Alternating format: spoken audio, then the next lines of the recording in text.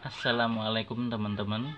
Kali ini kita akan belajar memperbaiki televisi LED dengan gejala tidak mau on meskipun di bagian indikator menyala ya teman-teman, tapi tiap kali dipencet untuk on dia tidak mau menyala. Nah, ini bisa disebabkan daripada banyak faktor ya teman-teman. Untuk seri atau merek berpengaruh sekali. Jadi penanganan untuk beberapa merek itu lain-lain teman-teman. Tapi untuk perbaikan yang umum atau yang sering terjadi, sebaiknya kita cek terlebih dahulu di bagian untuk power supply.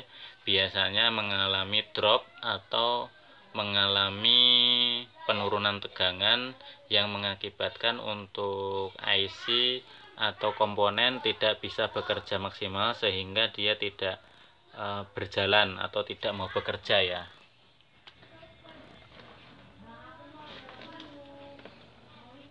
Dan kali ini saya akan perlihatkan untuk jenis motherboard atau mesin televisi LED, dimana untuk pengecekan kenapa TV-nya hanya standby itu perlu dicek tegangan-tegangan mana saja yang perlu dilihat atau perlu dicek ya teman-teman.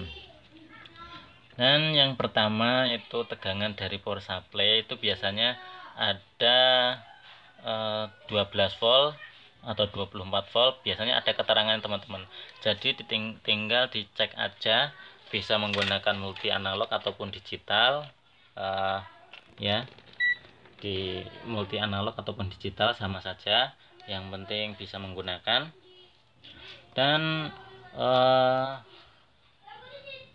kali ini kita hanya memberi contoh ya teman-teman. Jadi untuk perbaikan kali ini tuh tidak ada televisi yang rusak, jadi saya sempat bikin video saja, jadi nggak ada contoh yang buat bikin video. Jadi saya hanya praktekkan di motherboard yang sudah dicopot ya teman-teman ya. Untuk kali ini tadi mengenali kerusakan untuk posisi standby, itu biasanya tegangan untuk 5 volt dia ngedrop teman-teman, atau juga tegangan yang lain juga bisa, tapi yang paling sering itu 5 volt ngedrop. Untuk tegangan 5 volt untuk semua mesin itu berbeda-beda lokasinya, jadi teman-teman bisa cek di bagian modul atau di bagian kaki-kaki out daripada power supply, diurut satu demi satu, dimana tegangan yang harusnya tampil berapa itu dicek.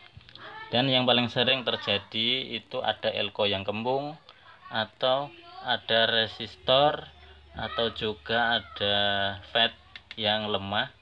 Bisa teman-teman ganti sesuai ukurannya atau sesuai datasheet kalau teman-teman sudah cek untuk secara fisiknya tapi tidak kelihatan serinya ya. Misalkan ini rusak tapi serinya sudah tidak terlihat atau tidak kelihatan ya, bisa teman-teman cek kiranya ini tegangan berapa volt, misalkan 5 volt. Misalkan di sini,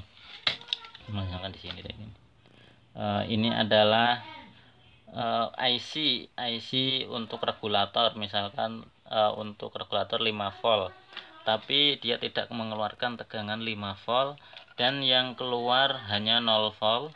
Bisa diganti dengan FET yang lain atau trans IC yang lain ya, itu yang sesuai tapi keluarannya yang mirip atau pokoknya yang sesuai lah ya teman-teman. Bisa juga sebelum melakukan penggantian dicek apakah masih ada yang short atau cuman komponen tersebut yang mengalami kerusakan ya teman-teman. Dan tentunya teman-teman harus bisa menggunakan multitester. Misalkan ada unit kapasitor yang short, bisa dicek teman-teman, yang satu hubungkan ke ground, yang satu dihubungkan ke kaki yang seharusnya ada tegangan positifnya. Kalau di sini sampai 0 berarti di rangkaian tersebut masih short teman-teman. Jadi kalau penggantian komponen itu tidak akan membuahkan hasil. Jadi cari terlebih dahulu penyebab short tersebut. Oke, jadi untuk perbaikan misalkan tegangannya hilang karena salah satu komponen ada yang short, jadi dicari terlebih dahulu, jangan mengganti komponen yang kiranya belum jelas rusaknya ya. Ya mungkin tidak sekedar 5 volt, bisa jadi untuk IC suara ataupun yang lain juga bisa mengalami kerusakan sehingga mengakibatkan tidak mau setar, hanya standby saja ya teman-teman.